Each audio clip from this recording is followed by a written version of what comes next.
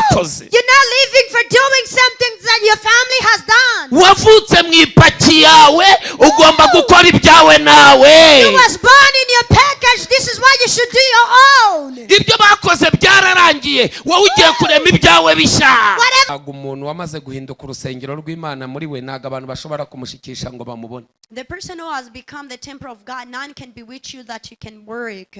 ariko umuntu ubohotse, But a person who is set free, iyo ahuye n'ikibazo ntaryama, whenever he faces a problem, he does not sleep or slumber. arwana no gushaka igisubizo nibuza 50% akakibona. He just fight for getting a solution. At least 50% he got an answer. ahora arwana no gushaka ibisubizo cy'ikibazo yahuye nacyo. This person, ibimwikubitaho biba byinshi ariko akavuga ngo no, nubwo bibaye byinshi, nubwo bindwanya bibaye byinshi, ariko sinicara paka mbonye igisubizo cy'ikibazo ufite. reka munyemerere dusome ijambo ry'Imana tudatinze tugihagaze. let's read the word of God without taking long, still standing. uyu ni umugoroba wo kubohoka, This is an evening of deliverance, niyo sanganyamatsiko yawo, and its theme, witwa umugoroba wo kubohoka. it is called an evening of deliverance. Haleluya, haleluya, Hallelujah.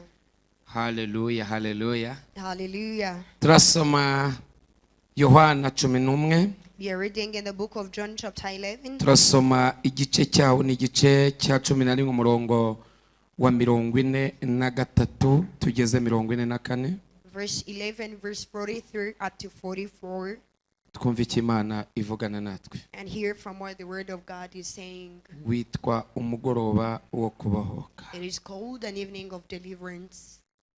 Amaze kuvuga ibyo arangurura ijwi rirenga ati, Lazaro sohoka.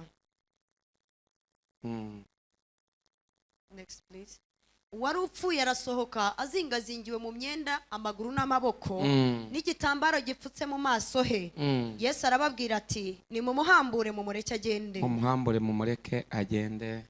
nimwakire neza ijambo ry'Imana. Receive the word of God. Amen. Amen. muhabwe umugisha n'umwami Yesu. Be blessed by the King Jesus. reka mbasabe mwicare mugubwe neza. Let me request you to sit and feel comfortable. umwami Yesu arabakunda. The King Jesus loves you. murakoze cyane. Thank you very much. tubahaye ikaze mwese mu ijambo ry'Imana. We're giving you a welcome in the word of God. uwiteka abaha umugisha. May the Lord bless you. dushimiye abaririmbyi, We appreciate the singers dushimiye abantu mwese mwateranye, and all the people who've gathered, dushimiye abantu badukurikiranye ku mbuga nkoranyambaga online. and as well the people who are following to us online. Imana ibamere umugisha mwese. May God bless you all. mukomeze mwishimirwe na Yesu Stay blissful to the Lord. nk'uko bisanzwe. As usual, uranyemerera wongera ufashe ivugabutumwa, you will help me to preach the gospel. ujye kuri iyo channel yanditseho Prophet Ernest Nyirindekwe. Go to the channel written on Prophet Ernest Nyirindekwe, nurangiza ushyire kuri state yawe, and then you take on your status. ubundi niturangiza dukomeze kuvuga ubutumwa. After that, we'll keep preaching the gospel. Imana ibamere umugisha. May God bless you. dukomeze tuvuga ubutumwa bwiza, And we keep preaching the gospel. ubundi tubwire Yesu ngo niyamamare. And then we tell Jesus that be famous. Imana ikwishimire. May God be pleased with you. tugiye rero kuganira ijambo ry'Imana, Well, we're now going to share the word of God. ubundi niturangiza dusenge, And then we take time to pray. tujye kwitegura amateraniro ejo dufite yo kwirirwamo. After that, we go home to be ready for tomorrow's service. reba umuntu mwegeranye umubwire ngo ariko wakoze kuza. Look at your neighbor and tell them that you did good to come. wakoze cyane. You did good to come today. tugiye kuganira rero amagambo, We're going to share then the words. tugiye kuganira amagambo y'Imana. We're going to then share the word of God. uyu witwa umugoroba wo kubohoka. This evening is called a deliverance evening. iyo bavuga umugoroba wo kubohoka, When they talk about the evening of deliverance, iyo bavuga ngo ni umugoroba wo kubohoka, when they call it an evening of deliverance, nyine witwa umugoroba wo kubohoka. yeah, for real, it's called an evening of deliverance. abakunda Kristo nimuvuge ngo haleluya. The lovers of Christ say hallelujah. ni umugoroba nyine wo kubohoka. Exactly, it is the evening of deliverance. Imana yacu nihabwe icyubahiro. May our God be glorified. Amen. Amen. ese umuntu yamenya ate kaboshye? How can you know that you're bounded? ngiye kuvuga ibimenyetso bine biranga umuntu uboshye. I'm going to talk about 4 signs of the person who is bounded. Niba wemera ko kubohwa bibaho, unemera ko no kubohoka bibaho. And then if you believe the process of being bounded, you believe also in the process of being delivered. Mbere ya byose numara kumenya kuboshye, uranamenya n'uburyo ugomba kubohoka. Before all, when you realize that you're bounded, you shall be sure of how you shall be released. Ayo rero niyo makuru tugiye kuva imuzi. So those are the news that we're going to talk from the bottom. Uwiteka yishimira umutima wawe. May the Lord be pleased with your heart. Amen. Amen. Dusomye ijambo rivuga ngo, We come to read the word that says, umurongo wa 43, on verse 43, ngo Yesu amaze kuzura Lazaro, that after Jesus resurrected Lazarus, ngo Lazaro asohoka mu gituro, Lazarus came out of the tomb, ngo ariko asohoka azingazingiwe mu myenda. but he was bounded in clothes. Urumva? You got that? Umuntu Imana yamuvuzeho. God spoke about the person, Ariko nubwo yamuvuzeho, but though God spoke about him, ikibazo kiracyahari. the problem is still there. Ntabwo kubohwa The boundings, karande nitinya umuntu ufite amasezerano. a generational curse cannot be scared about the person who has promises. Urasenga ariko nayo ikavuga ngo reka dukomeze tuganire. You pray, but still says, let's keep talking. Urugero ukaba ufite igicaniro, For example, you have an altar ukaba ufite igicaniro cy'iwanyu cy'umujinya. of anger from your family. Wava amasengesho y'iminsi 7, And then if you're out of 7 days of prayers, kikakubwira ngo bukinze urugi gatoya tuvugane, dore umukozi yamennye amasafuriya. it tells you that, look, the door so that we may talk, the housemaid has broken the pots of home. Kwihangana bikakunanira. And you failed by your patience. Kavuga ati ndaje nanjye tubonane sha. And then you say, allow me to come and talk to you now. Ariko nimuhumure. But fear not. Uyu munsi turasenga. Today we will have time to pray. Muraza kugenda mubohoka ku bintu bimwe na bimwe. You shall be set free about some of the things. Haleluya. Hallelujah. Niyo mpamvu Yesuwa That is why Joshua, ageze kwa Rahabu, when he came to Rahab, ubwo bari bageze i Yeriko, the time that was to Jericho, yabwiye ba batasi ba bandi bamwe yahishe. he talked to the spies that he hid. Aravuga ngo nimusohore uwo mugore Rahabu mu nzu ya maraya. And he spoke to them that get out that woman that woman Rahab out. Ikibazo sinzo. And the problem Sorry. wasn't the house. Ikibazo si wowe. The problem is not you. Ikibazo ni inzu But the uvuka. problem, it is the household that you was born from. Ikibazo nawe wakomotse. The problem is where you was born from. Uvuka mu muryango usambana, niyo mpamvu umwuka w'ubusambanyi ugukurikirana. You're from the family that fornicates. This is why the spirit of fornication follows you always. Uvuka mu muryango wabaswe na karande y'ubukene n'inyatsi, niyo mpamvu uyu mwuka ukomeza kukugenda. You was born from the family that's bounded by the generational curse of poverty and devour. This is why the spirit is behind you every day. Uyu mwuka rero Yesu arashaka kugusohora muri iyo nzu. So Jesus wants to take you out of the house. Arashaka kukwinjiza mu nzu yunguka. He want to take you in the house that profits. Arashaka kukwinjiza mu nzu itera imbere. He want to take you in the house that prosper. Arashaka kukwinjiza mu nzu ifite amateka. He want to take you in the house that has history. Arayigusohoramo mu izina rya Yesu. And he will guide you outside in the name of Jesus. Uyu ni umugoroba wawe wo kubohoka. And today it is your evening for being delivered. Imana iguha umugisha. May God bless you. Nari mvuze ngo Imana iguha umugisha. I was saying, may God bless you. Amen. Amen. Icyambere Number first, kiranga umuntu uboshye, that characterizes a person who is bounded. ahorana ubwoba. You always live a scary life. Ahorana ubwoba. You live a scary life. Reka ngasubiremo. Allow me to Ahorana repeat. ubwoba. You live a scary life. Yesu ashimwe. Praise be to Jesus. Murumva ari umunyabwoba uzajya mu ijuru? Do you feel any person who is scary shall go to heaven? Reka dusome ibyahishuriwe Yohana 21:5 wumve. Revelations of book of John 25.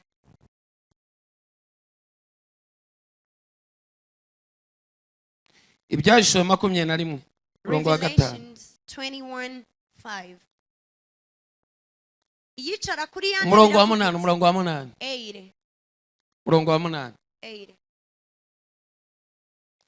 Ariko abanyabwoba n'abatizera n'abakora ibizira n'abicanyi n'abasambanyi n'abarozi n'abasenga ibishushanyo n'abanyabinyoma bose umugabane wabo uzaba mu nyanja yaka umuriro n'amazuku ariyo rupfu rwa kabiri. abaki vuga ngo abanyabwoba. Abanyabwoba. Uyu munsi wa none Today, nusanga ufite igicaniro cy'ubwoba, if you feel you have an altar of worry, ubwoba ni ikimenyetso cya mbere kiranga yuko uboshye, n'uba uboshye ntiwajya no mu bwami bw'Imana. fear, it is the first sign, the proof fact that you cannot go even in the kingdom of God, and it shows that you're bounded. Mwabisomye? Did you read that for yourself? Ari abantu biyumvamo ubwoba. Are there some people who feel fear in themselves? Online church hari abantu biyumvamo ubwoba. Online church, are there some people who feel worried? Niba wiyumvamo ubwoba, If you feel fear, ni ikimenyetso gikomeye it is a serious sign gishobora kukubuza ijuru. that can stop you from going to heaven. Pawulo andikira Timoteyo, When Paul was texting to Timothy, yaramubwiye ngo umwuka twawe si umwuka w'ubwoba, he told him that the spirit we was given is not the spirit of fear. ahubwo ni umwuka w'imbaraga. It is the power. It is the spirit of power. Uyu munsi wa none ubu bwoba Tonight, this fear, buze kukurekura mu izina rya Yesu. may it release you in the name of Jesus. Umuntu ufite ubwoba ntabwo ajya agira iterambere. Every person who has fear does not prosper. Wagira iterambere ufite ubwoba? Do you think you can prosper yet you feel fear? Umuntu ufite ubwoba ntashobora gushora imari. The person who has fear cannot invest. Birashoboka? Is it possible? Ujya gushora ukavuga ngo nahomba se. You feel like trying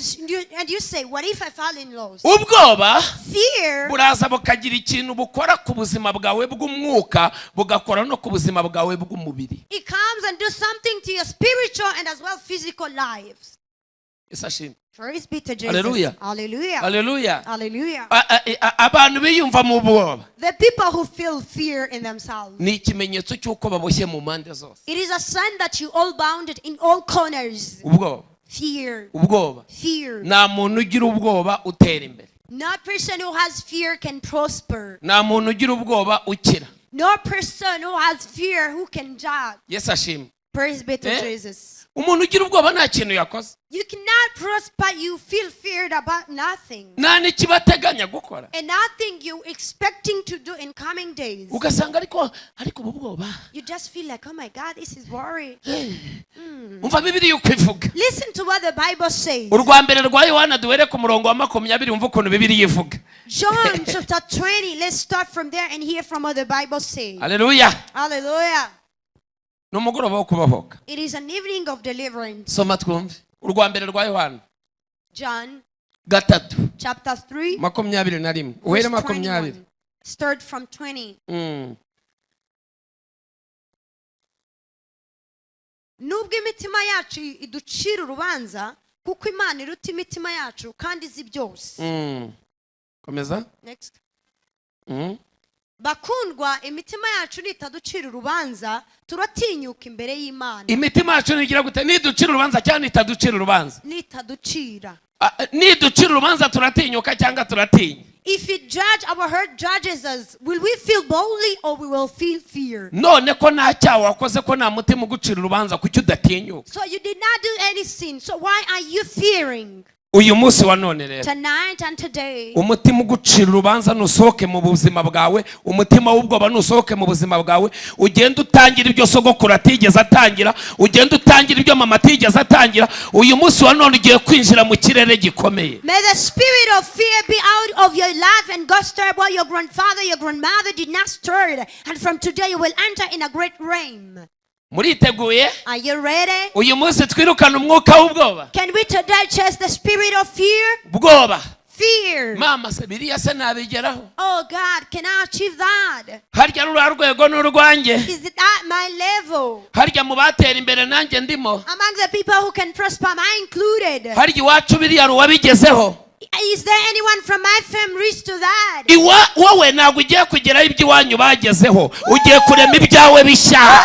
You will not reach to your family members as achieved, but you will create your new thing. Ntabwo ubereyeho gukora iby'iwanyu bakoze. You're not living for doing something that your family has done. Wavutse mu ipaki yawe, ugomba gukora ibyawe nawe. You was born in your package. This is why you should do your own. Ibyo bakoze byararangiye, wowe ugiye kurema ibyawe bishya. Whatever they have done was over. You're going to create your new thing. Hari ikiganiro cyajyaga gikorwa kuri televiziyo. There is a TV program that used to take place. Kigira insanganyamatsiko ivuga ngo tinyuka birashoboka. That has a theme that says, fear not, it is possible. possible. nkorera ku muntu muri kumubwira ngo atinyuka birashoboka. Tell your neighbor that fear not, it is possible. Tinyuka birashoboka. Fear not, it is possible. Sogokuru ibyo yatinye gukora bikore muri Kristo Yesu. Do what your grandfather could not do in Christ Jesus. Iwanyu na watunze imodoka ariko uzatunga amato, uzatunga amamodoka kubera iki? Watinyutse. None from your family own a car, but you will own sheep. Why? You fear not. Iwanyu na wateye imbere ariko ni wowe ugiye kuzana iterambere kubera iki? Watinyutse birashoboka. None from your family brings prosperity because you had not fear. You're going to make it happen. Tinyuka birashoboka. Fear not, it is possible. Umva nkubwire, Let me tell you, ikirere utaratinyuka ntabwo kizagutinya. the realm you yet access will not fear you. Ikirere watinye kizagutinyuka. The realm you fear will access you. Haleluya. Hallelujah. Reka ngo urugero rworoshye. Let me give you a simple example. Hari umuntu wari wasura urugo rurimo imbwa. Is there any person who visited a home that has a dog? Nka za mbwa za kera zo mu cyaro z'imihari. Like those old dogs from there in forest that used to come to homes. Zimwe za nyakabwana. Like those. Murazibona? Do you see them? Ziriya mbwa Those kind of dogs. inyinshi niziba zaranatojwe. Many of them are not even trained. Iriya mbwa Such dog. iyo uyigezeho, When you come closer to it, urumva, you got that? ukayigeraho, And you got closer to it. wayibona ukiruka. And if you see it, you run away. Ati dore imbwa. And you say, look at the dog. Ihita ikwirukankaho. It directly runs after you. Ariko iyo utinyutse But when you access it, ugafata ikintu ukavuga ati taka, and you take something and you start rebuking it away, ihita it yirukanka. directly run away from you. Umva nkubwire, Let me tell you this. uyu munsi wa none ikintu cyari cyaraguteye ubwoba ugiye gutinyuka, Today you're going to access everything that used to make you feel scared. ugiye gutora ibuye twahawe ni Kristo Yesu. You're going to take a stone and the stone we was given, it is Christ. Niwe buye rizima ryanzwe n'abubatsi, He is the cornerstone that the builders denied. ariko ku Mana But to ryaratoranyijwe, God was chosen. ryabaye irikomeza ifuruka. He has become a cornerstone. Uyu munsi byaguteye ubwoba, tangira ubitinyuke kubw'imbaraga zo kubohora. Tonight, everything that terrified you, start accessing for the power of deliverance. Mbariza umuntu muri kumwe ngo iyo utaza kugira ubwoba ubu ngubu bugeze. Ask your neighbor that if you were not to feel worried, where should you be today? Ubugeze Where would you be? ubu uri ku ruhe rwego? Which level would you be on today? N'ubugeze kure, Won't you be on the best level? ariko umwuka w'ubwoba But the spirit of fear wagukubise hasi. took you down. Uyu munsi rero Today then, umwuka w'ubwoba tugiye kuwucyaha. we are going to rebuke the spirit of fear. Ubwoba bwakubujije gutangira bizinesi, uyu munsi tugiye kubukubita. Fear stopped you from starting a business, but tonight we're going to kick it out. Komera Imana amashyi. Applaud to the Lord. Umwuka w'ubwoba. The spirit of fear. Kera For long ago, hari umukobwa nakunze, I loved a girl. ngiye kujya kumubaza uko yitwa, When I was going to ask her the name, umuntu araza arambwira ati Erne, somebody came and told me that Erne ambwira ibigwi by'uwo mukobwa, spoke about the achievement of that girl. arambwira ngo urumva watinyuka. And he was like, can you please feel like accessing her? mpita mugana nibyo, And I was like, that's true. ndavuga ni shani buriya ndagukunda. I said, I love you. urumva cyari ikinyabwoba nanjye ndicyo. You guys was scared and that too I was. Hari igihe uba ufite ubwoba ukigirira inshuti y'inyabwoba. No, there is a time you feel you live a life of scary and fear, and you have even a friend who lives that life. uzi ikintu agupompamo, Do you know what he pumps in you? afata icyo afite nawe akakiguha. He just transferred to you what he has. sha umukobwa bamwerekana mu rusengero ndeba, kandi icyo gihe nta fiyanse yari afite. And for real, the girl was shown off in the church, yet that time she didn't have even a fiance. kumbe umuntu wanamushatse And for real, the man who married her, ari amavuta niyo yandushaga, n'ibindi bigaragara niyo abindushaga, he had no much money than I, even anointing. I was more anointed than him. ariko yatinyutse. But he really accessed her. uyu munsi wa none ndagira ngo umwuka w'ubwoba ukurekure. Tonight, tonight I want the spirit of fear to release you. ndagusabye umwuka w'ubwoba turawusengera umunsi uze kuza kurekura uze kuza kugira ibintu utangira kandi ntabwo uri butangire ibyo abandi batangiye ugiye guhanga ibyawe bishya abandi bazaza bakwigira wowe watinyutse. We are praying that the spirit of fear will release you and you will not imitate what others did. You will start a new innovative things for yourself. Ugiye gutinyuka ugiye kumara abantu ubwoba abo ugiye kumara ubwoba bagiye gutinyuka bagiye kugendera ku mirongo nayo wabahaye. You're going to be fearless in a way that all the people will start being fearless, following the same line and direction that you shall show them. Ikimenyetso cya mbere kiranga umuntu uboshye ni umwuka w'ubwoba. The first sign that characterizes a person who is bounded, it is the spirit of fear. Mbabwira ikimenyetso cya kabiri. Can I tell you the second sign Kiranga umuntu uboshye. that characterizes a person who is bounded? Haleluya. Hallelujah. Icya kabiri. The kabiri kiranga umuntu uboshye. The second sign that characterizes a person who is bounded. Nyuma y'ubwo bwoba mwumvise. After their fear that you've heard. Si umwana nzamubyara. Will I give birth to this baby? Yesaya iravuga ngo ituma batwita n'ituma babyara. Isaiah book says that the one who makes them conceive, it is the one who makes them deliver. Haleluya. Hallelujah. Se buri iriya nzu nzayuzuza. Shall I construct and end the house? Yatangije uwo murimo niyo izawusohoza. The one who started that work is the one who will end it. Nyakira ngo haleluya. Reply to me by hallelujah. Twirukane umwuka w'ubwoba. Can we chase the spirit of fear? Twirukane umwuka w'ubwoba. Can we?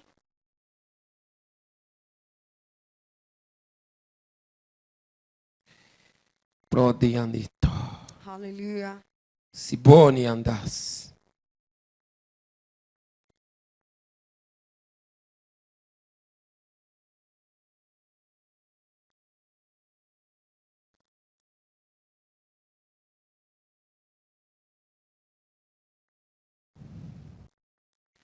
Obronias. Hallelujah.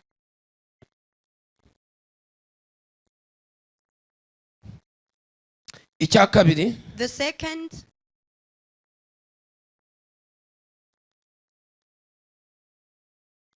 Icya kabiri ni ugushikagurika uryamye. The second, it is to not be comfortable when you're sleeping. Gushikagurika. To not be comfortable uryamye. when you're sleeping. Ni bande bantu baryama? How many people who go to bed but they do not sleep Umuntu akaryama gutya azi ko aryamye neza. tight? You take this position in your bed. Ejo akumva ari kansara kangwe. And tomorrow in the night you get scared and you wake up directly. Ni umwuka ugaragaza kuboshye. It is the spirit that proves fact that you're bounded. Abandi ugasanga bari baryamye baryamiye gutya igihande cyo hejuru mu kandi kanya wajya kureba ugasanga uryamye mu mirambizo. And others, you find yourself in a certain position lying yourself, and then after some while you find you change their position. It's a spirit of bounding. Hari n'abarara bagenda mu nzu. There are others who spend the whole night moving around in the house. Yaba aryamye nijoro agashiduka arimo azunguruka icyumba cyose. And if you're in bed tonight, you start moving around in your room. Agashiduka arimo avuza induru kandi nta wundi muntu uri mu mwirukanka. And you find you're making noise by shouting, yet nobody's running after you. Abantu bafite Kristo Yesu muri bo babohotse bararyama bagasinzira. The people who has Christ Jesus in them, they sleep tight.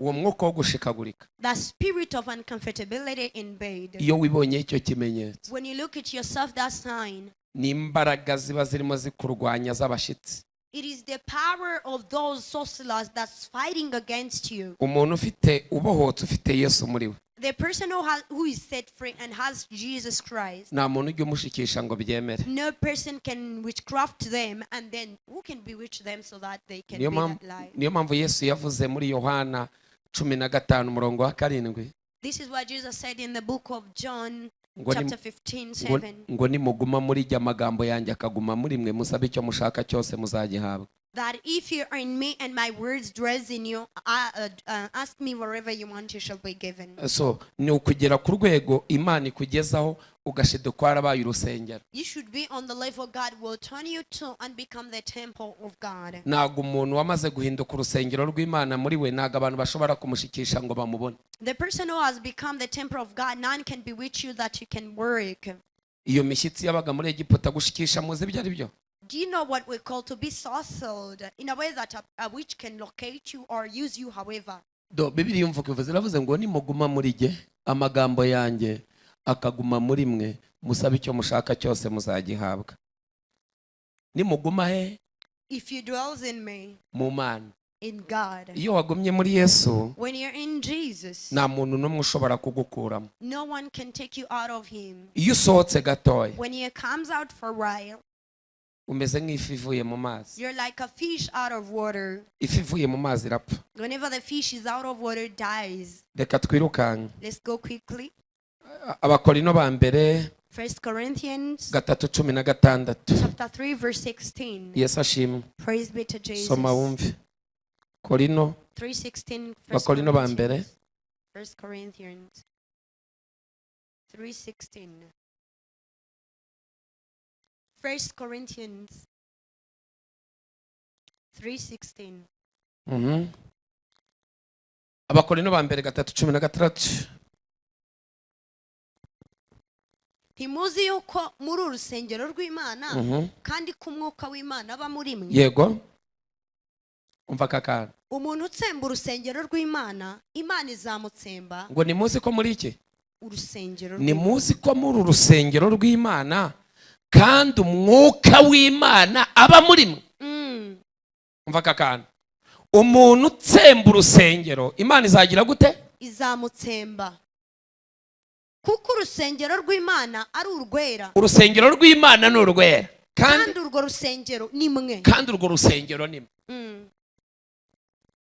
Nukuvuga rero, it means then, uru rusengero rw'Imana iyo urugendana mu mutima, when you walk in the temple of God within your heart, nta mukonikoni wagushikisha ngakubona. no sorcerer can bewitch you that you may work. Kubera iki? Why of that? Uru rusengero. You're the temple of God. Uravuga abantu bakabona ari urusengero ruvuga. You talk and people see is the temple that's talking. Imikorere yawe ni urusengero. Your working style, it is a temple. Amagambo akuvamo n'ay'umuntu wibera mu rusengero. The words out of you are the words of the person from the temple. Aya mavuta nakuzeho. May this anointing come upon you. Uze kuza gusaba Imana guhinduka urusengero, umuriro w'Imana ntukazime ku gicaniro kiri mu mutima wawe. Ask God to become the temple so that the fire of God won't be off on the altar of your heart. Abakunda Kristo mwanyikiriza ngo haleluya. The lovers of Christ, can you say hallelujah? Turasimbuka twihute. We are jumping in hurry. Abakunda Imana muvuge ngo amen. The lovers of God say amen. Tujye ku cya gatatu kiranga umuntu uboshye. Let's go on the third point, the character is the person who is bounded. Kugira ngo tugire umwanya wo gusengera bino bintu kugira ngo tubicagagure. For us to have enough time to pray for those things so that we may cut them off.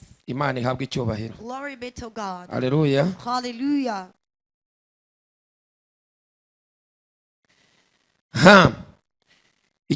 Icya gatatu, the third, nagira iterambere mu byo akora byose. you did not prosper in everything that you do. Abameze nk'umuntu uzunguruka muri rompowe. You're like a person who moves around the roundabout. Abameze nk'umuntu uzunguruka muri rompowe. You're like a person who's moving around the roundabout. Urabona umuntu uzunguruka muri rompowe? Have you ever seen a person moving around the roundabout? Akayizunguruka umunsi wose. And you turn around the roundabout all day. Azunguruka nasohoka. By moving, but you did not come out. Izindi modoka zirinjira zigasohoka ariko we Other cars enters and get out, but you ntabwo asohoka. do not come out. Ibyo murabizi? Do you know that? Ahora gutya. You always move and turn around yourself. Abo mwiganye barazamutse. The people you learn together, they exalt. Abo mwavukiye rimwe bageze kure. The people who were born the same time, they're now exalting higher. Aho bagusize niho kiri. And you're still the same place where they left you. Wowe uracyuzunguruka rompo. You're still moving around the roundabout. Umuntu uboshye ntabwo agira iterambere. The person who is bounded does not have a prosperity. Ryaba iryo mu mwuka, Whether spiritual, ryaba n'iryo mu mubiri. even in this normal life, Igihe cyose bihora ahantu hamwe. all the time you're constant. Uyu mwuka ugomba gukubitwa ukarangira. This spirit must be heated and be over. Mbariza umuntu muri kumwe ngo iterambere urigibonaho cyangwa ubonaho gusubira inyuma. Ask yourself or your neighbor, do you see yourself prospering or you fall backwardly? Tugomba gusenga Imana igashyira iterambere mu buzima bwacu. We should pray to God so that He may set prosperity in our lives. Abakunda Imana muvuge ngo haleluya. The lovers of God say hallelujah.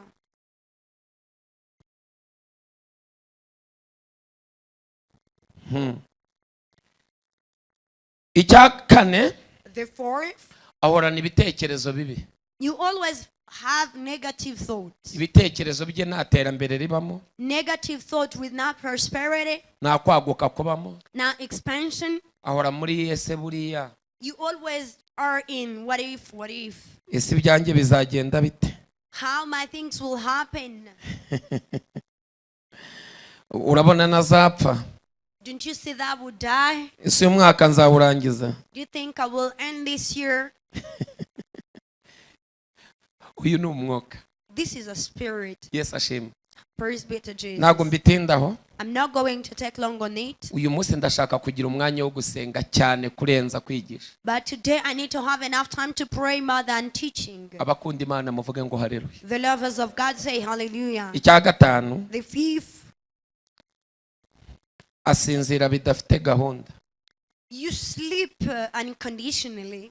agira ibitotsi bitagira gahunda. You sleep in a disorder. Wari wabona umuntu mwicarana akaba arasinziriye? Have you ever seen a person who sit together and they start sleeping? Mukaba mwicaye gutya, And you just sit it like this.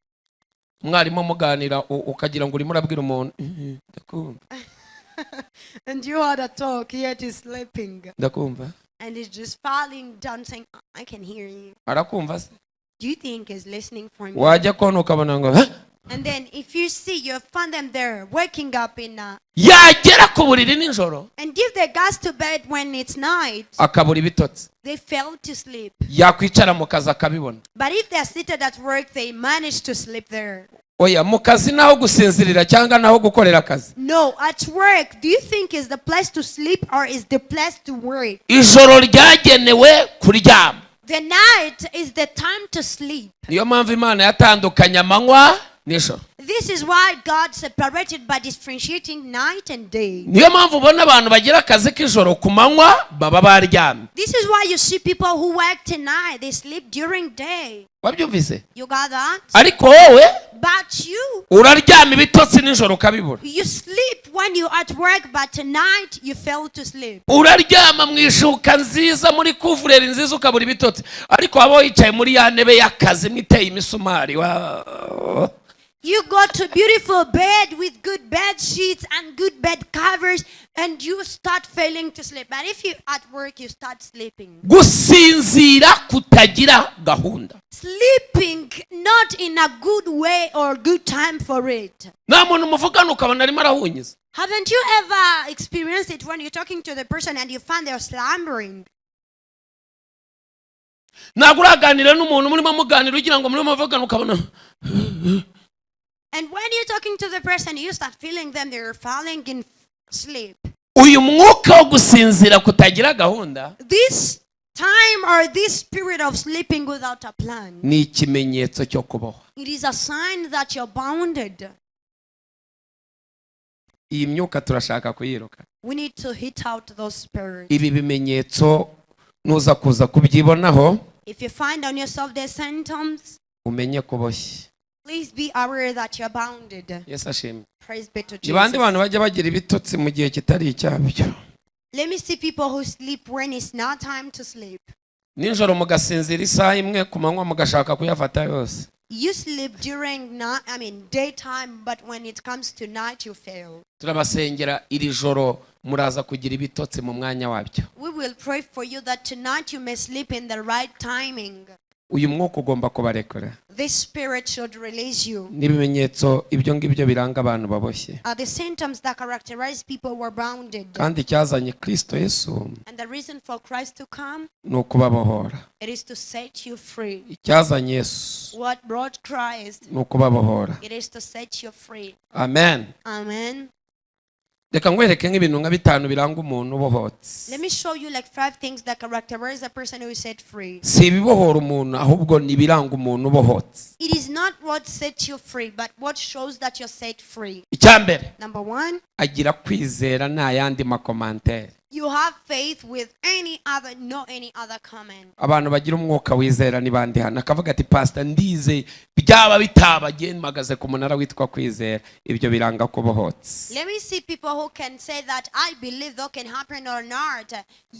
If you believe in that way, it shows that you're standing on the mountain of faith and set free. hari umuntu usengera hano akakubwira ati pastor There's a person you pray to here and he tells you that, Pastor, mfite kwizera kumeze nk'ukw'intare. I have faith more than lion. yagera mu rugo yabona imbeba iciye ku ruhande ati abadayimoni baje. And if he goes to home and the rat passes by, he says, haha, demons are coming. imbeba yakwirukana intare?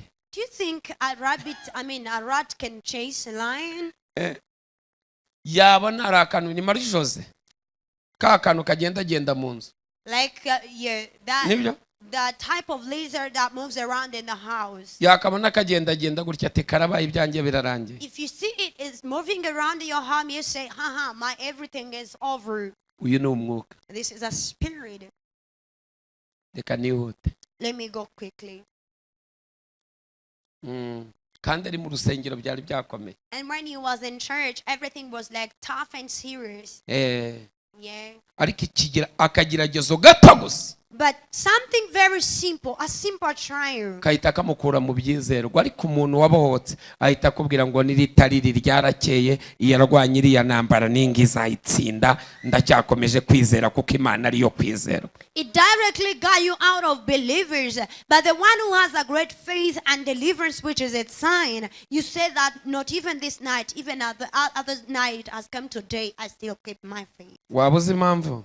Do you know the reason behind? arabohotse. You are delivered. icya kabiri Second, amenya gufata ibyemezo. you good decision maker. ntabwo afatira ibyemezo mu marangamutima. You did not make a decision through your emotions. ntabwo abifata ababaye cyane nta nubwo abifata yishimye cyane. afata ibyemezo nk'uko bikwiye gufatwa. mu yandi magambo arabanza akabitekerezaho. You did not make quick decisions. Instead, you think about it first. reba umuntu mwegeranye umubwire ngo uburyo ufatamo ibyemezo nibwo bugaragaza yuko ubohotse. Tell your neighbor that the way you make decisions, this is what shows fact that you're set free. afata icyemezo kandi akagihagararaho. You make a decision and keep it. niba hari intambara yarwanaga nazo If you had battles that you was fighting, ikaba wenda intambara y'icyaha, and maybe it was a battle of a sin, arakubwira ngo iki cyaha sinzongera kugikora. he just tell you that I shall no more do the same sin. ndabihagaritse I stop it. kandi shana ibyongera. And for real, he stops it. akavuga ngo nubwo wanyica And he said, even though you can kill me, icyemezo nagifashe. I've already made my decision. kumenya gufata icyemezo. Know how to make a decision. Abrahamu Abraham yafashe icyemezo atandukana na Loti made a decision for being separated from Loti, atitaye. regardless. agatumva Loti And he said, Loti, ntabwo urimo utuma amasezerano yanjye asohora aka kanya. ndumva nandukanye nawe niba ari ugupfa nzapfe jyewe fashe icyemezo. niba utaramenya gufata ibyemezo ntabwo urabohoka. ariko umuntu wabohotse amenya gufata ibyemezo. he said that you, Loti, you were the reason why my promises are not coming to be passed. So from now, regardless everything, I decided to be separated from you. And if you're not good decision maker, to me, you're not set free. amenya gufata You know how ibyemezo. to make a decision. Haleluya. Hallelujah. gufata ibyemezo. To make a decision. ntabwo aba akiyoborwa n'amarangamutima. You're no longer led by the emotions.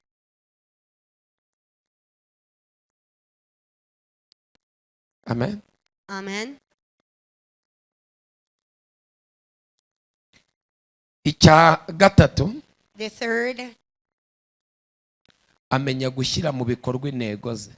you're good at taking into action your goals or your objectives. subiramo ngo kudahusha intego. No, repeat, to put in your target everything. nta muntu ubohotse ujya uhusha intego. No one set free who can go wrong to his goal. umva Yobu ko yamuvuzeho 22:28. 22:28. This is how Job said about this person. yaravuze ngo uwo azagira icyo agambirira kimubera uko ashaka. He said that whatever this person shall plan shall be as he wants. ntabwo ashobora guhusha intego. You cannot go wrong with your Arabohotse. goals. You're set free. amen. Amen. uzagira icyo ugambirira kikubera uko ushaka kandi umucyo uzamurikira inzira yawe. wabyumvise? Did you get the word?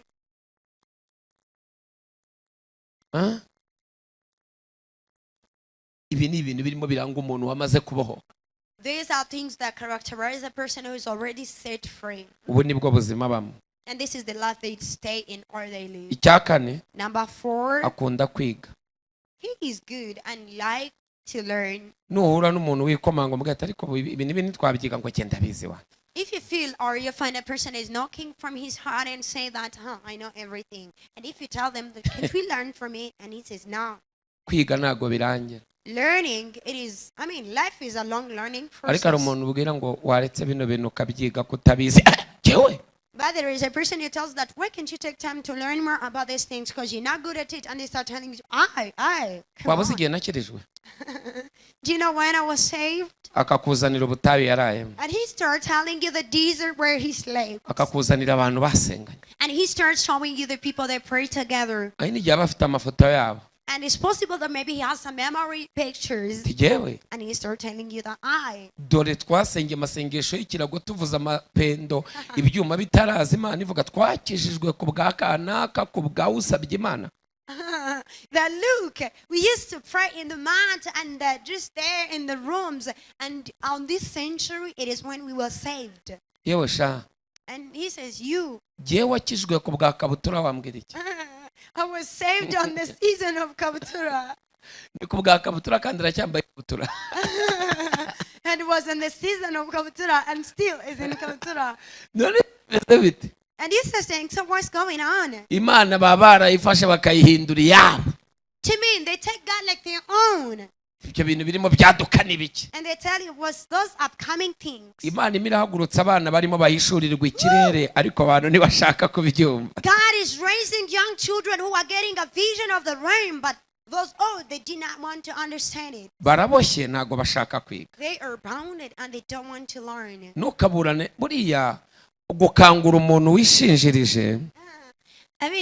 To awake a person is pretending to be sleepy. Aragoranye cyane kurenza gukangura umuntu usinziriye. It is hard more than to awake a person who is for real sleepy. Umuntu uboshye rero nakunda kwiga ntanabishaka kandi ntabyaza. The person who is bounded does not like to learn and he doesn't know it and he doesn't want as well. Mbariza umuntu muri kumwe ngo wumva ukunze kwiga cyangwa wumva byararangiye. Ask your neighbor, do you feel like you like learning or you feel it's over in you?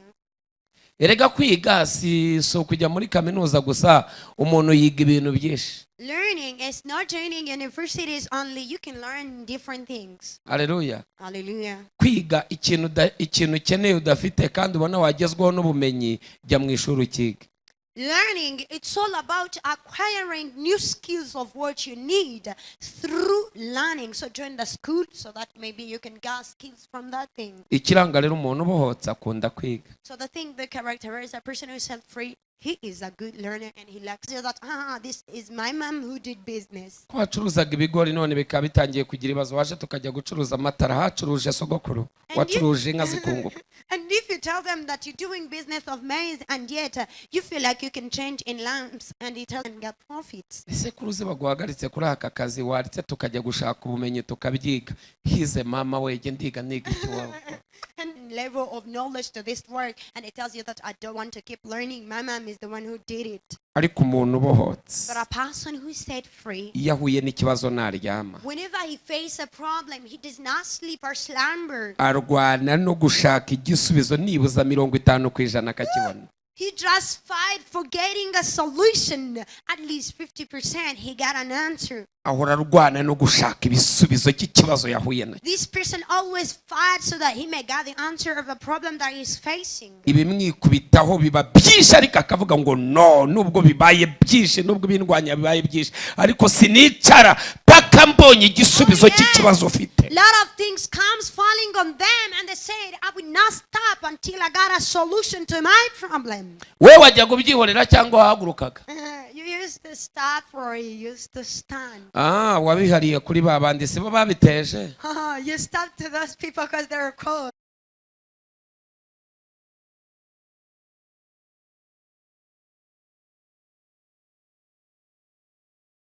Tabohotse bo bahita bumva amaganya n'ibibazo. The people who are not set free, they hear from lamentations and problems. Ariko umuntu ubohotse but the person who set free. ahita ashaka igisubizo cy'ikibazo yahuye nacyo. He just seek for the solution to the problem that they're facing. Ndashimira Yesu ko uyu munsi wa none agiye kukubohora, I bless Jesus that tonight he will set you free. ukava mu rutonde rw'abantu baboshye ukinjira mu rutonde rw'abantu Imana yamaze. The people were set free. Abantu biteguye kubohoka nimunyikirize ngo haleluya. The people who are ready to be set free shout hallelujah. Haleluya. Hallelujah. Imana ibahe umugisha. May God bless you. Nimwakire neza ijambo ry'Imana. Receive well the word of God. Yesu abahe. May Jesus bless you. Amen. Amen. Tugiye kwinjira mu kindi kirere rero. We're now progressing in another realm. Ubu umwanya w'ijambo rarangiye. That time for the word is Tugiye over. gukurikizaho umwanya w'amashimwe n'ubuhamya. This is now time for thanks, praises, testimony. Urasozwa n'umwanya wo gusenga. Shall be ended by the moment of praying. Nimuvuge ngo haleluya. Shout a hallelujah.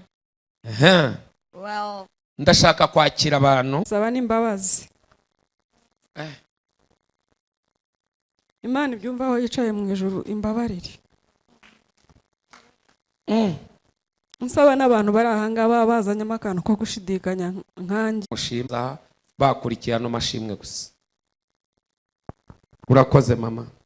thank you. Kereka niba ari ikintu ushaka kuvuga. Mfite byinshi. Ngira ngo sinzi abakozi b'Imana bose bagiye bacana imbere bose baramfashije. Hari uwatwigishije ku mwana umunsi nza bwa mbere, ntago nzi uko yitwa, ntago jewe bwari ubwa mbere nje aha ngaha, n'ibuye rya budigi byose byaramfashije. Ndashima Imana ku bwa Profete Jean Paul. Nakomeje ngiramo akantu ko kutizera. Umwana wanjye amaze gukira nibwo nizeye. Imana yo mu ijuru iguha umugisha. Ndashima Imana, hano hari abavandimwe banjye. Iki kintu ngiye kukivuga kuko bari bakizi. Yarambajije ngo Imana yagukijije urupfu, niba ariko yambwiye ngo ijoro Imana yagukijijemo urupfu uraryibuka. Ako kanya biza direct kandi n'amajoro menshi. Hano hari musaza wanjye na muramukazi wanjye barabizi. Hari igihe umuntu avuga ikintu abantu bagatekereza wenda ko atari ukuri, n'abahamya bo kubihamya. Araza asanga hariya nicaye arambwira ati umunsi Imana igukiza urupfu, ijoro Imana igukizaho urupfu urarizi. Bigenda direct kuri uwo munsi. Ndavuga Mana, uyu mugabo ko atangaje. Mu by'ukuri ndashima Imana ko yampaye icyo kuvuga imbere y'abantu. Imana yo mu ijuru iguhembe. Yesu agukundi. Yo. Uwo munsi nibuka ko ntigeze mbishima. Kandi Imana n'ukuri yanyijije urupfu. Byarangiye nk'uko yavuze ko nizanduka yari yateguye, nari namaze kubibona. Yesu ashimwe cyane. Amen.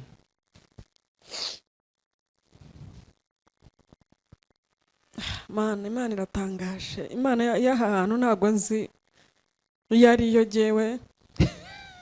Ni Imana ikomeye.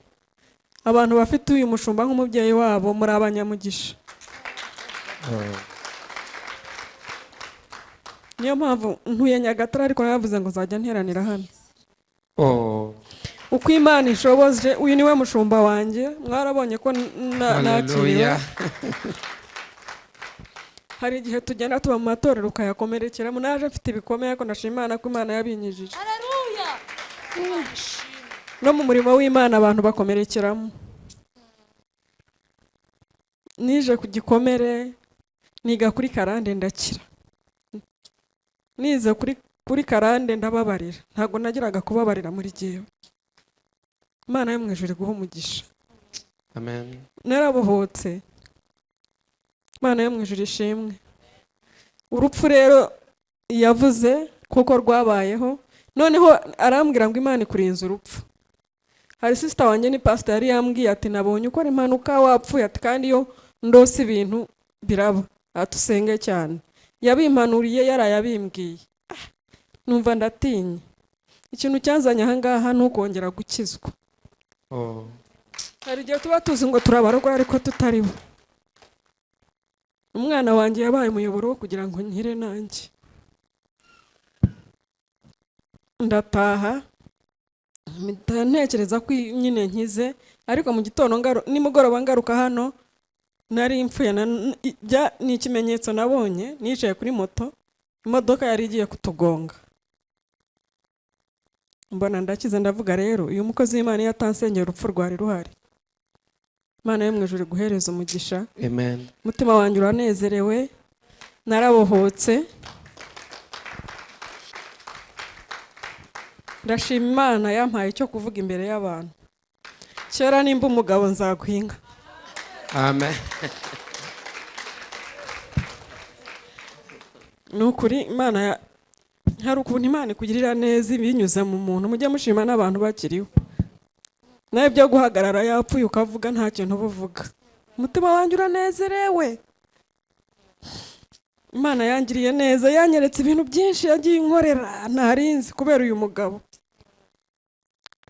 Ndashimana ko wampinduye status. Kuri status yanjye habagaho ibintu bidasobanutse, ariko ubu nta wundi nirizaho.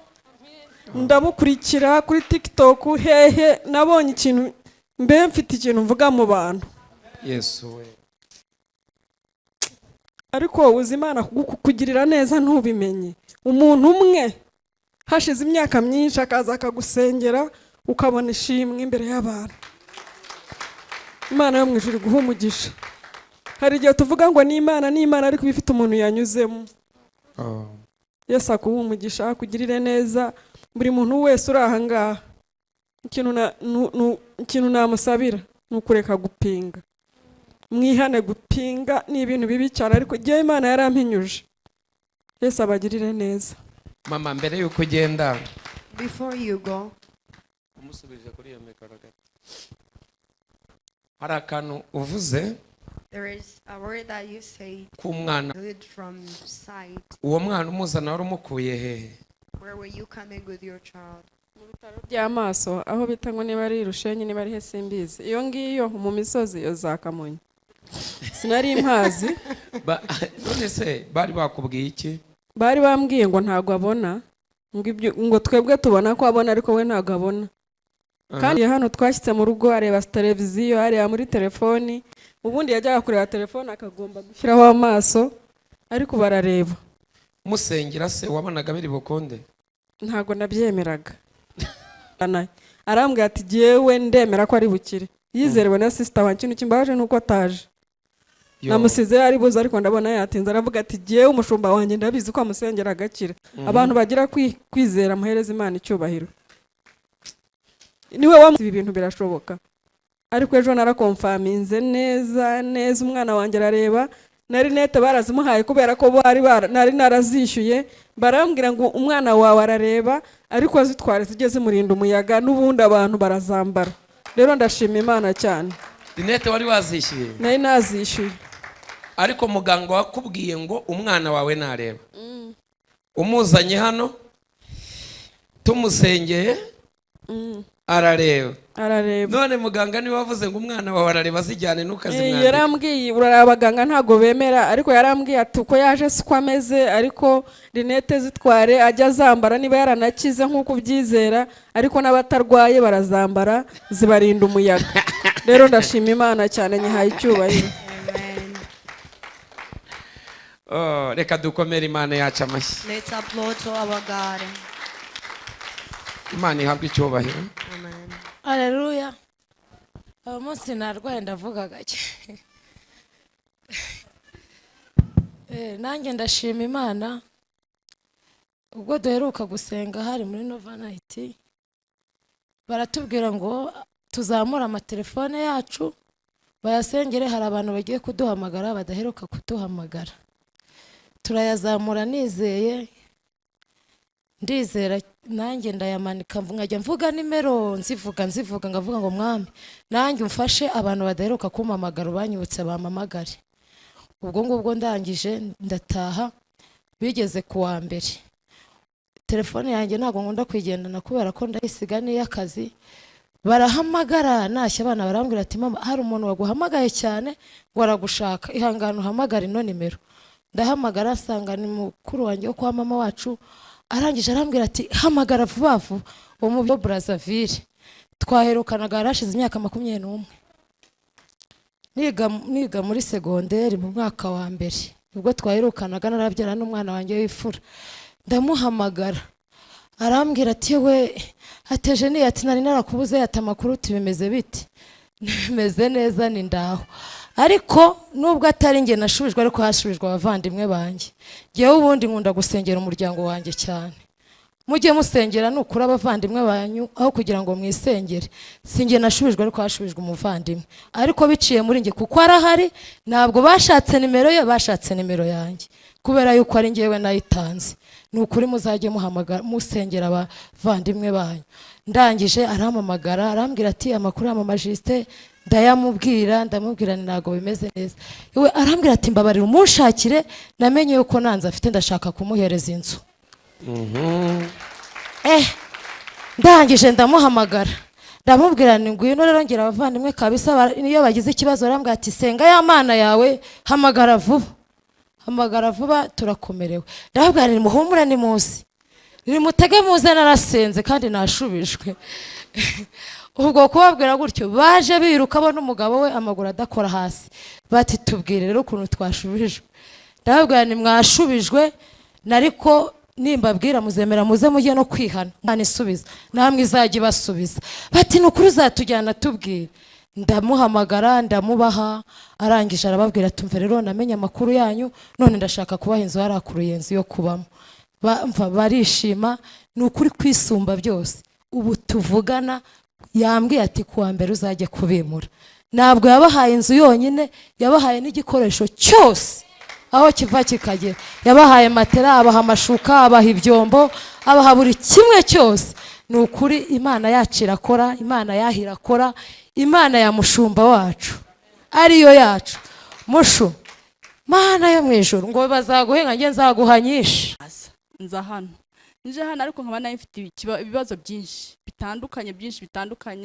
bitandukanye nuko ndaza ndasenga mpageze ndongera ndakomeza ndaza noneho ninginga wa mwana utarabyara ndamubwira mimi wambabariye ukajya gusenga hari ahantu ngo ya mama ngo giye zera kandi nzi neza ko azamfasha nibyo ntago nkubwiye ngo vayo ureke kwasengera ariko jya kuko nari mfite amafaranga nireka bakajya bambwira ati nta kizaba Imana ivuze ko yishyuye nibingibi nibyo abantu basenga bizava he kuva 2012 kugeza uyu munsi icyo kibazo ntacyo nakemuyeho ariko biraho aza kuza yicaye hano umugabo aza kumufata none hari ukuntu umushumba hari igihe kigera ati mwese bakore mu kiganza mbaheshe umugisha azana n'umugabo we umugabo ari inyuma ye undi ari imbere amugezeho umushumba amubwira ati akira visa ya Canada umugabo ati mutindeho arayibahereza baraza baramukatama byagenze gutya atari kuri ya muntu atarimo pe noneho umukora amubwira ati mama aturi ya muntu rwose arimo ntikobwa arasenga ariko noneho umukwe we nakarusho nibyo nashakaga kurangiye yasana haleluya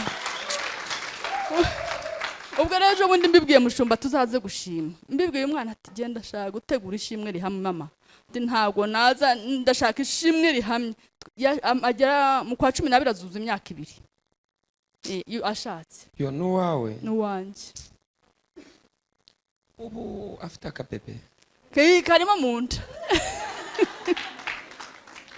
karimo munda avandi hari igihe umuntu avuga ngo naho Imana yakwisezerera umugaragu wayo uriya hari igihe mbona amashimwe nkumva umutima wanjye urishimye Sometimes I receive praises and I feel so happy. urumva ukuntu Imana ihumuriza You hear how God comforts. Yesu we nguhaye icyubahiro nokuri cyubahiro ni I kimana glorify you, Jesus. mama harya wowe bavuye harya kire aya mashimwe abantu bo kuri YouTube batumvise Dr. Bob nizere ko internet mugiye kuraramo yesterday byarangiye none bagiye gushyiramo iriya bayihinduye bagiye gushyiramo internet ikoreshwa ya mbere ku isi ariko ntago kino kibazo ngikunda mbashaka ubu butumwa tagira akantu kagenda gacaca Yesu Kristo aya mashimwe ariko ntacyo ejo muzashima aya mashimwe arakomeye These songs are really great. hari abantu benshi cyane babuze urubyaro hanze. There are many people nari outside mfite here. ubwo nabizereraga ari babiri, hari na murumuna wanjye wo kwa mama wacu uri hari Australia. n'undi Hari murumuna wanjye wo kuri Australia, ariko we naramubwiye yigeze kuzina, ndamubwira wambabariye ukajya hari ahantu gusenga ngo giye nije mukuru we abasuwede ngo nigeze kubona ngo pasiteri ngo sinzi ikoti yari yambaye ngo mpita numva atari umushumba, wambabariye ukajya gusenga hariya. Arabyanga, ariko ubu akabaye kose ndamwoherereza, ndavuga ni nakazi kawe. Hari n'abarwaye kanseri, ndamubwira mana wambabariye mugakurikira umuntu mwagiye gusengera hari ahantu guhara gukira, hari gakiza, hari no gukira indwara zikava mu mubiri w'abantu, abantu bakabyanga, ariko igihe kizagira bazi. Amen. Ukuri igihe kizagira bazi. Imana iguhe umugisha mama. Amen. May God bless you. baba baramenyereye abantu bambara amakoti acikaguritse, babonye umuntu wambaye neza ntukabarenganye mama. Nuruzi ko yambariye igitenge cyiza, ubundi kera ntibajyaga babyambara. Amen. Amen. Nanjye ndashima Imana ko kubw'ibyo yankoreye ku wa kane wa kiriya cyumweru cy'ubuhanuzi. Mfite musaza wanjye muto wa bucura, byari nko mu masaa 4, tugira urubuga rwa famiye abo tuvukana gusa. Ngiye kubona mbona umwe muri basaza banjye bakuru ashyizeho yohereje ifoto, mfunguye nsanga hariho sheke yohererejwe n'umuntu uko uwo musaza wanjye mutoya hari amafaranga yari yarafashe ntiyabivuga, ibyo yashakaga amamiliyoni menshi, ibyo yashakaga gukora birafeiringa neza arahomba. Noneho aho yari yayafashe umwe muri bo rero ahita ajya kumutereza kashe, ngo ahita aranamubwira ngo ni wowe biri mu biganza, nuramuka uraye utabikoze ejo mu gitondo bazagufunga. Mbibonye numva none ikintu cyambabaje, basaza banjye bakuru nkaho wenda bose bahita batangira kumubombarda, ubundi nyine mbona ko mpita nca inyuma inbox mwandikira message ndamubwira nti iyo amaboko y'abantu arushye nibwo ay'Imana batangiye. Ntucike intege, ntunumve ibyo bakuru bawe bari kubwira, ntugire n'uwongera kugira icyo ubwira kugufasha. Reka ndamubwira nti bindekere, kandi nta n'ijana nari mfite mu mufuka. Mbwira nti bindekere. Mpita njya muri toilette ku kazi ndapfukama ndayibwira ngo Mana, icya mbere ndumuhera yono wavuze ko turi mu mwaka w'ibirori. Icya kabiri muri overnight wavuze ko nta marira ari muri uyu mwaka. Musaza wanjye nafungwa ntabwo kuri njye biraba bikiri ibirori. Uraba wivuguruje ko ndumuhera yono. Simbyemera. Nguma mwandikira ama message yo kumuhumuriza. Ndatangeze mu rugo mu ijoro ndabyuka mfata ifoto ye nyishyira hasi, mfata wamunye umushumba yasengeye munyanyagizaho mwinshi cyane, ndangije nyirambarara hejuru mbwira Imana ngo ejo saa 4 ndashaka kumviza miliyoni zishyuwe, imiryango ya gereza yafungitse. Nagiye kubona mbona message nka saa 3 kuwa gatanu mu gitondo atwandikiye message ngo ikibazo kirarangiye. Ndashima Imana yafunze gereza, ndashima Imana mushu, Imana ishimwe.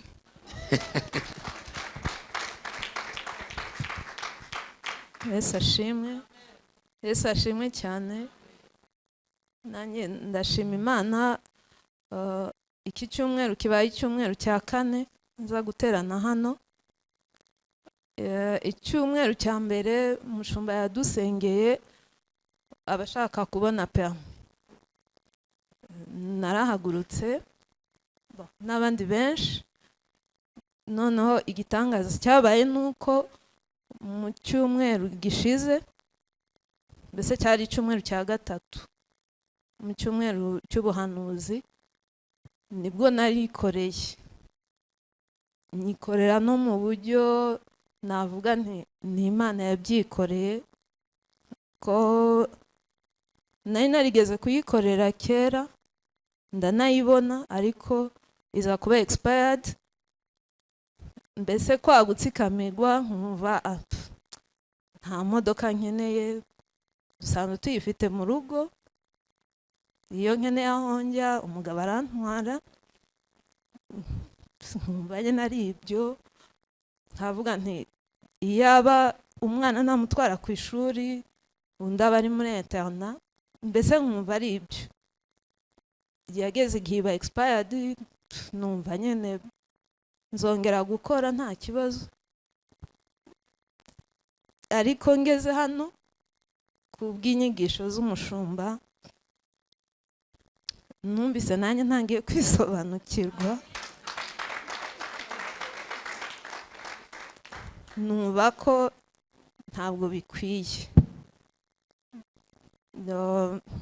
Muri uko kudakwira numvaga nyine rwose numvise hari ibintu finalement ibi bintu rwose bigomba kuvaho.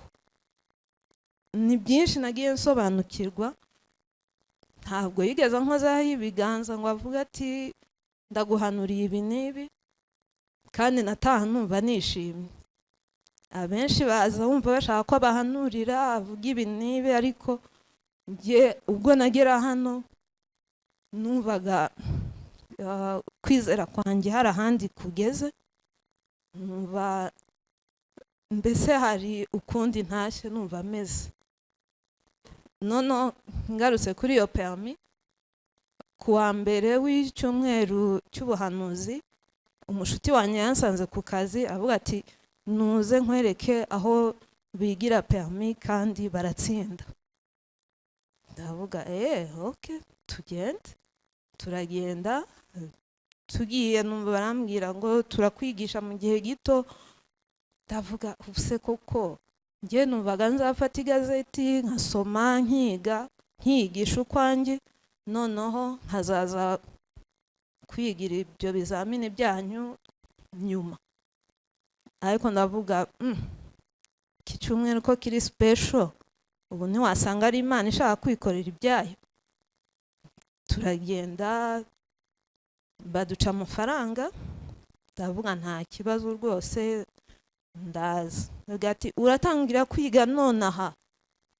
Ndavuga basaba abantu sabatekamutwe koko, 11:00 mvuye ku kazi ndananiwe, none muragira ngo ntangire no kwiga? Ngwigo iga, turagushakira kode uzahita ukora. Ndavuga okay. Noneho nsubira gutekereza, ya mavuta y'umushumba ubu ntiwasanga aribwo agiye gukora, reka mbitega amaso. Noneho ntangira kwiga muri uwo mugoroba nyine, ndiga kandi nkabona byose ndi kubifata mu mutwe. Atari no kuvuga ngo nuko nibuka bya bindi bya kera, hashize imyaka myinshi, bishobora no kubigera no mu 10. Mbese ko ari gutangira bisha, ariko nkumva kubifata. Icyo gihe nataje bwije, barambwira ngo ngaruke na mu gitondo. Uwo munsi wose sinagenda ku kazi, ndabisubiramo byose, ko baba bafite etape nyine bakwigishamo ku buryo ufata nyine hafi ya byose. Ndavuga ntacyo nimunyigishe, ubwo igazeti nzayisoma, ariko namaze no gutsinda ikizamini. Noneho banshakira kode, ndayishyura. Ku munsi wakurikiyeho ati ni ugukorera i Busanza. Bwari nabwo bwa mbere mpageze, ariko Imana yabanye nanjye, ndabikora mpita ndatsinda n'amanota 15. Mbese numvaga ari nk'igitangaza, kuko nagezeyo nibuka uburyo umushumba yadusengeye turi benshi. Rwose n'uyu munsi nta nubwo nateganya no gushima Imana, navuga ntizashima ari ishimwe ryuzuye, nabonye na definitive. Ariko nicaye hari yavuze ngo abashaka gushima, mbitekerezaho ndavuga nti ba bantu bose badusengeye hashobora kuba hari umwe ugishidikanya. Ndavuga nti témoignage zikunze kudufasha muri byinshi, ubwo hari n'undi umeze nkanjye turi muri kesi imwe ashobora kuba yagirirwa umugisha, nawe akumva ko igihe cye ari iki ngiki, akagira courage. Niyo mpamvu nahagurutse, ndashima Imana cyane. reka dukomere Imana amashyi ku bwa mwene data. Let's applaud to God for our brethren. ndashima cyane, nshima umushumba, ndashima interprete na bagenzi be na worship team cyane. Rwose baramfasha, Imana ibahe umugisha. Amen. N'abakristo muri rusange rwose navuga ko mwanyakiriye, ko ntabwo mwigeze munsubiza inyuma. Ntabwo nari nsanzwe nsengera hano, ariko igihe cyose nazaga numvaga nisanze. Imana ibahe umugisha cyane. Amen. Amena. Nanjye mpagaze hano nshima Imana, ndakeka maze nk'ukwezi nsengera hano. Ubu nabaye n'umwerayoni. Ikineye gushima Imana, nasengeye itorero igihe kinini cyane. Rimwe nkajya nitutumba nkavuga Imana kuko wamaye itorero. Najya nko gusenga ahantu bajya kwakira abantu nkumva njyewe ntago bindimo. Naje hano ari umuntu w'umupapa uba mu Bufaransa washatse mubyara wanjye. Niyo wambwiye ngo uzajye kuri YouTube habamo profete yitwa Ernest ngo inshuti yanjye ngo harebe ko ari gihe wakunda ukaba ari uzajya gusengera. Ndicara ndanabyihorera sinabyitaho. Rimwe ndicara ndi mu rugo ndavugana ko bajya kuri YouTube nkashaka izina Ernest. Nuko nagiye kuri YouTube ndi kurireba njye n'umutware wanjye turi kureba kuri YouTube ukuntu yigisha, kumva turabikunze tuza hano. Umunsi wa mbere nza hano bakiriye abantu ndi hano. Ndavuga ni oya ntago ari yo munsi wanjye. Bwa kabiri nibwo nzakirwa. Bwa kabiri bakiriye abantu mu gitondo, njyewe nahari. Bari kwakira abantu nibakira babakira nimugoroba. Ndavuga ni Imana biri muri gahunda yawe no munsi ndakirwa. Nibwo batwakiriye. Kineye gushima Imana, naranariraga ubyumve nshaka itorero. Kuko nago nzi kujya ngo ngiye mu matorero yose nago mbishobora. Banshaka itorero ngumamo, nimba ari umurimo w'Imana ndi gukora nkukorera ahantu hamwe apana kujarajara. Rero ndashima Imana ko yamaye itorero. Imana yaranambwiraga ngo ngiye kuguha itorero. Nkavuga ni surama itorero nuko ahantu hose ngiye biyakiriza ngiye nkumva nibindimo. Ariko ikambwira ngo umura ngenza itorero.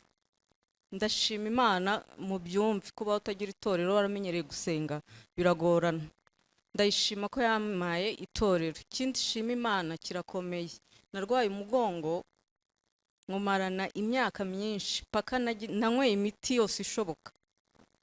Nyuma y'iyo miti banyandikira no guca mu cyuma cy'umugongo. Ntago nunamaga, hari igihe namaze n'amezi 3 naryama nasinzira. Nkarara nicaye bugacya. Rero umunsi mushumba avuga ngo abantu bashaka gukira umugongo ngo wizere gusa ndagukoraho, nabirenze nakwirwa nsenga. Yankozeho simbabeshye ntago no kunama gutya kugira ngo nzahaguruke, naragurukaga nkumva umugongo uragudutse. Ariko ndashima Imana, ndababwira ngo naragiye kugira ngo nipime ko nakize neza. Naragiye mfata imyenda ndavuga nigiye gufura nunamye mpaka irangiye. Mbona ndahagurutse numva umugongo nundiye. Nimba ari ikintu cyari cyaranzengereje n'umugongo. Kurwara umugongo n'imyaka 50 ufite nta nikiba utaranabyaye kenshi kuko nabyaye rimwe gusa.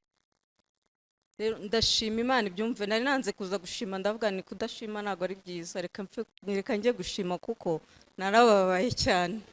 Namaze igihe kinini mbabaye suko babeshye. Namaze igihe kinini umugongo mbabaje cyane. Rero ndashima Imana mu gihugu cyo mu ijuru ibyumve ko nyishimye ko yanyijije umugongo. Imana yabwe icyubahiro. Ya wari urwaye igihe kingana iki? Ukoresha iyo mikoro. Narwaye imyaka 5. Imyaka 5 urwaye umugongo? Ndwaye umugongo. Utunama? Namaze amezi 3 nasinzira nijoro ndara nihanira mvuza induru. None burasinzira? Ndanunama nkafura imyenda paka nkongera nkahaguruka. Ubu ni mwakomera Imana amashyi koko. Yesu abaho umugisha. Haleluya. Amen. Naye ndashima Imana ku mirimo yayo. ngo bavuga ngo abantu bashaka perime ngo baze bazakire.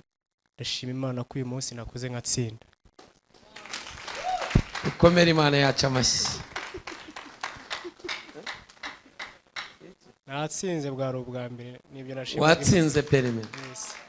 Reka dukomere Imana amashyi.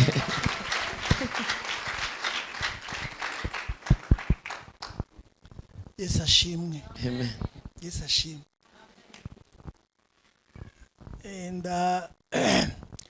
Nanjye numvise ngomba guhaguruka ngo nshime Imana. Ndakunda Imana cyane. Kandi ndakunda Yesu. Ntibikunda kunyorohera kuvuga imbere y'abantu, mugabo numvise uyu munsi nkwiye kuvuga kandi nshimira itorero. Iri torero ni itorero ryanje, ngira mushumba arabizi. Naramubwiye yuko ninjiye kandi ntazosubira inyuma.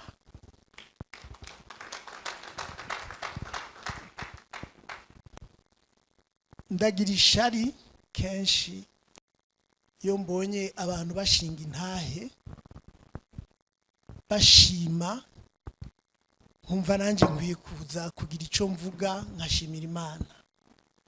Imana yarantunze kandi n'ubishishikara kubana nanjye. Mfise umuryango, mfise abana, bamwe bari hano abandi batari hano, ariko ikomeza kumfasha, ikomeza kungirira neza. Ngira ngo abambona murabona ko ntonze, ndabyibushe kandi ndasize n'amavuta ntiworaba ameze neza. Mbere no kwambara naho ndi nambara nk'abafundi ntibimeze nabi. Ndashima Yesu rero. Ariko igitumye savye Imana ngo nanje nzoshobore gushima, maze iminsi ndondera akazi ntakaronka, ngomba kurondera icyo nokora, ndagerageza ariko bikanka. Ariko ngira amara ukwezi naronse ibintu by'ibiraka, nkora. Ariko nari nasavye Imana nti Imana impa akazi nshobore kuba mu rusengero imisi yose. Ngira abanzi barazi ko nahora nama ndi hano mu rusengero, ndahari kubera ko mba nagiye muri ako karaka. Kandi ndashima Imana ko no muri iki gihe barankeneye cyane. Muri ibi bihe by'iminsi mikuru yabaye y'igihugu barankeneye, barankoresha, biranezera kuko barankoresheje. Barampa imodoka nini nziza imeze neza cyane yo gutwara abashyitsi, kandi abashyitsi bavuye mu mahanga. Ibyo rero byatumye numva mfise amahoro, numva ko banyizigira kandi bizigiye n'ubuhinga bwanje n'ukuntu hari imodoka n'ibiki byose. Ariko byaranezereye cyane gose. Rero sinari kureka kuza gushima kuko n'icyo kiraka kiracabandanya. Uko bizoza biragenda nzoza ndaza gushima Imana, kandi nsaba umushumba ansengere kugira ngo ibihe byanje by'akazi bibeho, ariko n'ibihe byo gusenga bibeho cyane cyane. Hanyuma kandi bizoreke kuba ibiraka, biba akazi gahamye. Imana ishimwe cyane rero.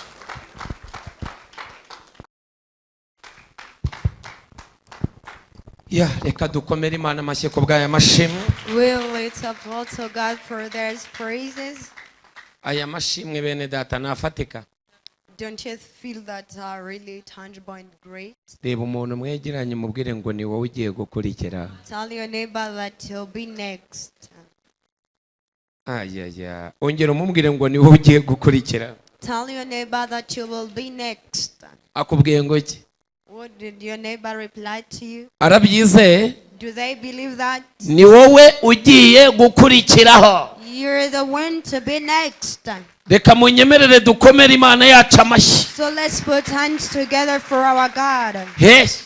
Hallelujah. Reka twese duhaguruke. So let's all of us have a stand. Umwanya w'amashimwe ni ngombwa. It's really important to say this time to thank God. Yesu ashimwe cyane. Praise be to Jesus. Ejo Tomorrow nzatangira kwigisha saa 8 z'amanywa, I'll start preaching at 2 p.m. ariko saa 9 ndumva nzayigira isaha yo gusenga. By 3 will be the hour to pray.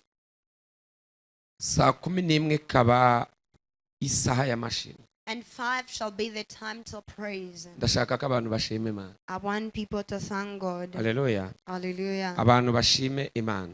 People thank God. Ya saa yacu ya saa 9 turashaka kuyisubizaho, abantu bongere basenga ibisaha yitwa isaha yo gusenga. We need to set back our hour of 3 that people should be praying.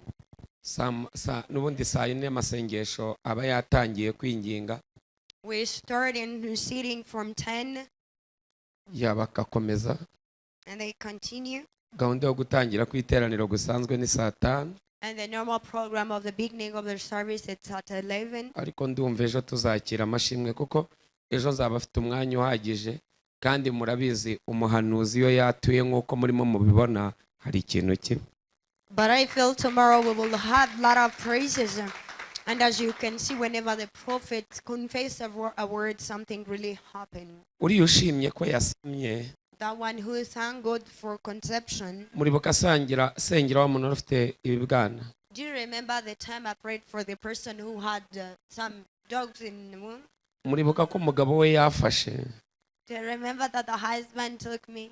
akambwira ngo mufashe ngo n'umugore wanjye, ngo murabyibuka hano. And was like, help her, she's my wife. Baraje naraje nsanga hano urusengero ruzuye. I came here and I found that the church was filled. Ikintu bakoze, And what they did, sinzi ukuntu babwira Liliane, baramubwira ati tubabarire, simbizi ariko baramubwira ngo bafite ngo indege ngo igiye kubasiga. I don't know what they told Lillian, that they have a flight. Ndavuga nuko indege itabasiga ntibabisaba abantu. And I was like, if the flight is going to leave them behind, ask it from people. Okay, indege rero kugira ngo itabasiga, For them to not lose their flight.